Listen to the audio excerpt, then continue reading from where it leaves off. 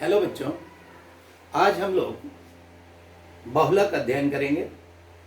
NCERT के हिसाब से ये चैप्टर नंबर 15 है। बहुलक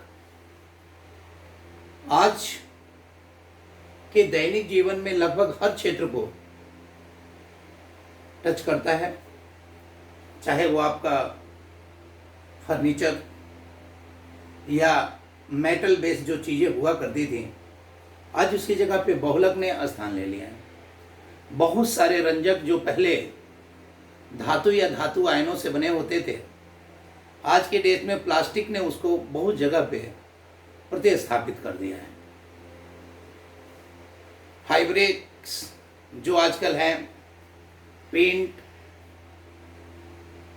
जो हम अपने दैनिक जीवन में इस्तेमाल कर रहे हैं, कई तरह से यह चैप्टर हमारे दैनिक जीवन में, रोजमर्रा के जीवन में जो चीज़ें प्रयोग की जाती हैं, उसके निर्माण, उसके गुणों में सुधार एवं उसके उपयोग को निर्धारित करने में हमारी सहायता करेगा। इसको लेके आगे जब आप लोग हायर अध्ययन में या हायर स्टडी में जाएंगे तो इंजीनियरिंग का एक स्पेशल सेक्शन आ जाता है, पॉलीमर इंजीनियरिंग, जिसका कि बहुत ज़्यादा स्कोप है। कुछ दिन पहले तक अगर हम देखें तो जो प्लास्टिक का जो स्वरूप होता था और आज की प्लास्टिक का स्वरूप जो है, बहुत बहुत ही बदल गया है। जो पहले के फाइबर हुए करते थे और आज का जो फाइबर का रेंज है, उसमें बहुत ही परिवर्तन आया है और वांछित परिवर्तन आया है। हमने अपने हिसाब से उसको डेवलप कर लिया है। तो इसको देखते हुए इसको बहुत ही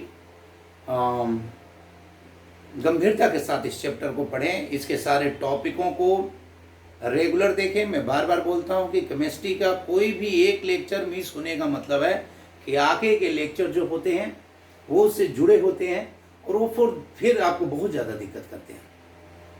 इस चीज़ को आपको थोड़ा समझना होगा। खैर, आज हम लोग सबसे पहले आज का जो क्लास है वो है introduction and definition of polymer, अर्थात बहुलक का महत्व एवं इसकी परिभाषा। तो अगर हम देखें, बहुलक जिसे बेटा इंग्लिश में हम लोग कहेंगे पॉलीमर, क्या कहेंगे? पॉलीमर। अब देखिए बेटा, पॉलीमर जो होता है यह एक ग्रीक वर्ड है। अब ग्रीक वर्ड जो है, अब ये ग्रीक वर्ड दो शब्दों से बना है, पॉली प्लस मर। पॉली मतलब होता है बेटा जी मेनी, और मर मतलब होता है यूनिट। अगर मैं हिंदी में कहूं तो मेनी माने अनेक और यूनिट माने इकाइयां। यानी एक ऐसी संरचना या कोई ऐसा यौगिक जिसमें अनेक इकाइयां हों, उसे हम पॉलीमर कहेंगे। पॉलीमर यानी बहुत सारी इकाइयां, अनेक इकाइयों से जो होता है। अब देखिए, अनेक इकाइयां अगर जुड़ी हुई हैं तो ये तो कंफर्म है कि इसका जो अणु होगा वो छोटा अणु नहीं होगा। वो अणु क्या होगा? बृहदाणु होगा। बृहदाणु मतलब मैक्रोमोलिक्यूल, बड़ा अणु। यानी जब ये बृहदाणु माने बृहद अणु, तो इसका जो द्रव्यमान होता है, आणविक द्रव्यमान 10 का पावर 3 से लेके 10 का पावर 9 यूनिट के बीच होता है।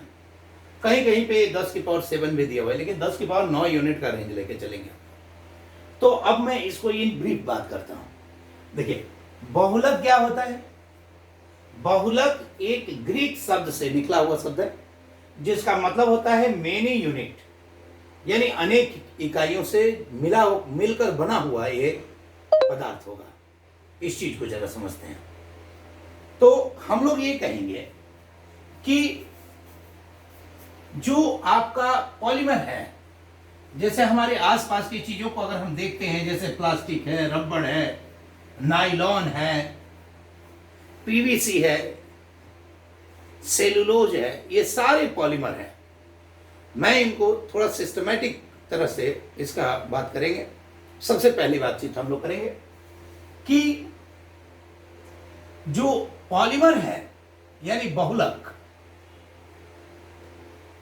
बहुलक का अध्ययन बहुलक रसायन में किया जाता है। इसके अध्ययन के लिए बहुलक रसायन, एक अलग रसायन का सेगमेंट बनाया गया है, ब्रांच ही बना दिया गया है, रसायन की एक अलग शाखा बनाई गई है, जिसे क्या कहते हैं, बहुलक रसायन। इसे हम पॉलीमर केमिस्ट्री कहते हैं। पॉलीमर केमिस्ट्री जो होता है, पॉलीमर केमिस्ट्री में किया जाता है।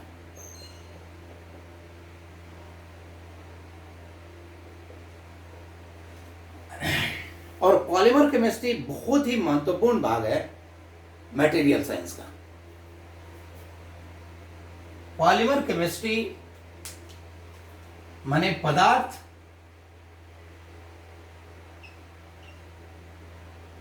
विज्ञान की अति महत्वपूर्ण एवं आधुनिक शाखा है। माने जो ये आपका बहुलक रसायन है,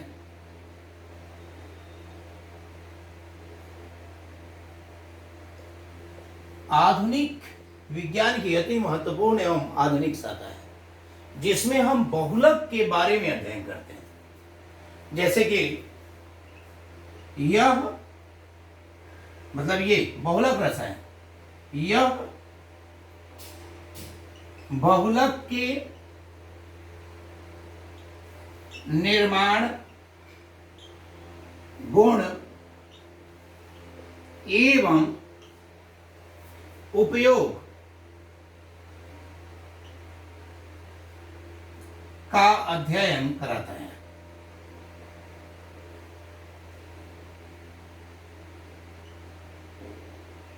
इसमें हम बहुलक बनाते कैसे हैं, उसके गुण क्या हैं और उसका उपयोग कैसे किया जाएगा, उन गुणों पे जो आधारित उसका उपयोग होगा, उसके बारे में अध्ययन करेंगे। इसमें हम अगर देखें तो आपके पास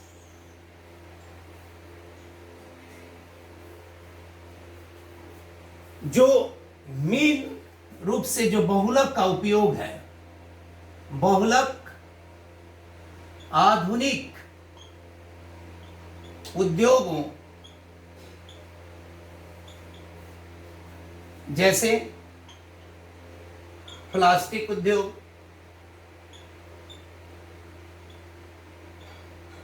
इलास्टोमर,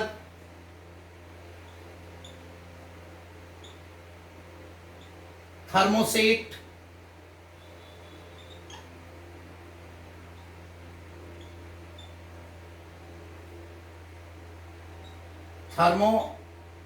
थर्मोप्लास्टिक, थर्मोसेट,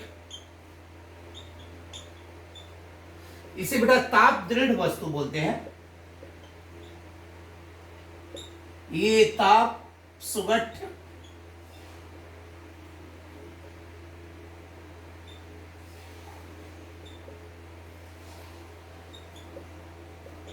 पदार्थ और ये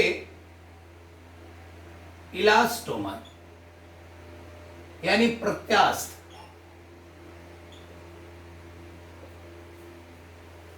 पदार्थ, इन सभी के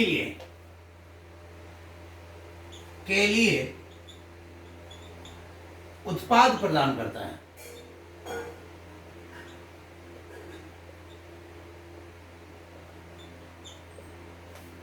अगर कुछ दिन पहले चले जाए, मतलब ये बहुत नया ब्रांच है और बहुत डिमांडिंग ब्रांच है। आप सोचिए तो कि इसमें बहुत क्रांतिकारी रूप से ग्रोथ हो रहा है।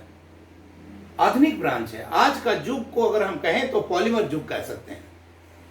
आज हमारे किचन से लेके हर क्षेत्र में, इवन आप देख लीजिए कि प्राकृतिक संसाधनों में जहां पहले लकड़ी का दरवाजा हुआ करता था, आज प्लास्टिक का दरवाजा है।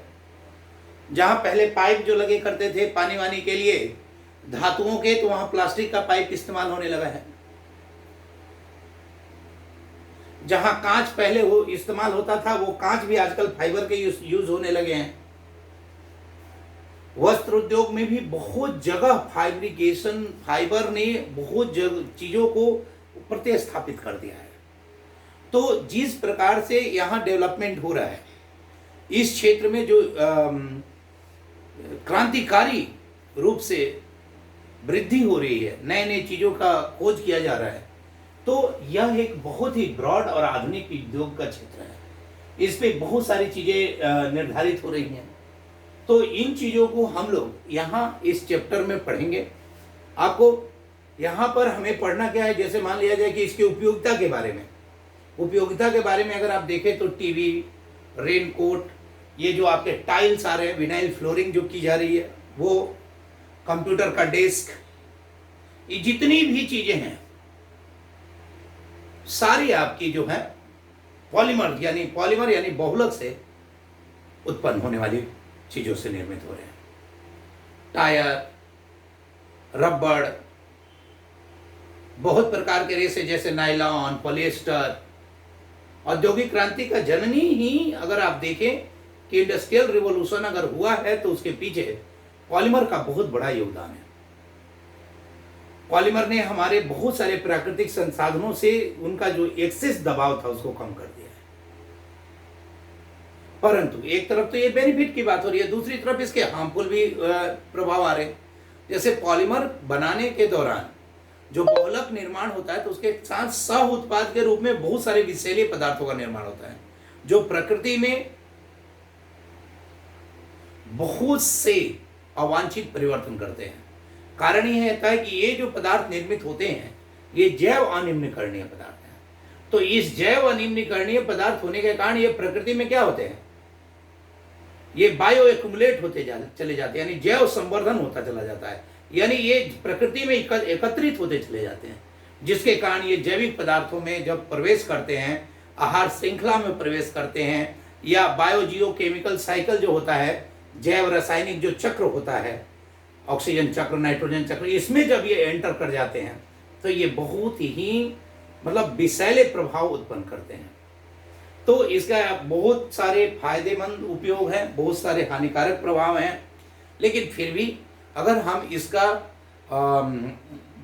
सोच समझकर बेहतर ढंग से इस्तेमाल करें तो ये हमारे आधुनिक तरक्की के लिए, मानव सभ्यता के आगे विकास के लिए बहुत इंपॉर्टेंट है। तो इस चीज़ों को हम लोग इस चैप्टर में धीरे धीरे करके पढ़ेंगे, और इसके कई कैटेगरी हैं। अपने अगले जो